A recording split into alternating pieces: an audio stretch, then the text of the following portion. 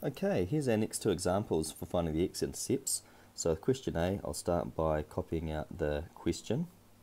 And you'll remember from the last examples I showed you that our first step is to make y equal to 0. And then it looks like something that we remember from algebra, once again a quadratic.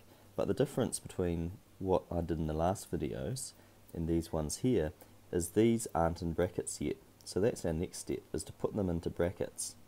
And so when we put them into brackets, we write x for the first part of the bracket, and then we're looking for two numbers that add to -6 but multiply to +9. And so two numbers that do that are -3 and, well, -3 as well, because they both add to -6 but they times to +9. So that means that our two solutions would be x equals 3, but the other one's 3 as well, so we actually only have one. So a bit like our last example, this would mean that our graph would touch the x-axis only once at the point where x equals 3. Okay, question B, we have y equals -x squared minus x plus 6. So we're going to put 0 in for this one. So -x minus x plus 6 equals 0. And what we're going to do here is times both sides by -1. And the reason why we want to do that is to get rid of the negative sign in front of our x squared.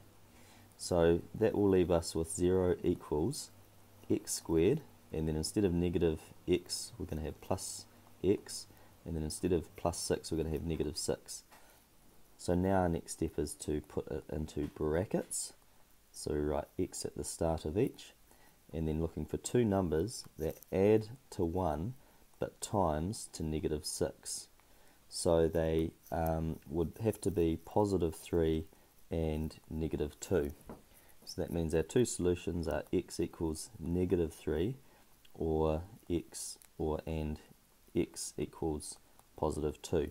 So what that would mean on a graph is that you would have a graph that crosses the x-axis at -3 and at +2, and so it would look like something like that.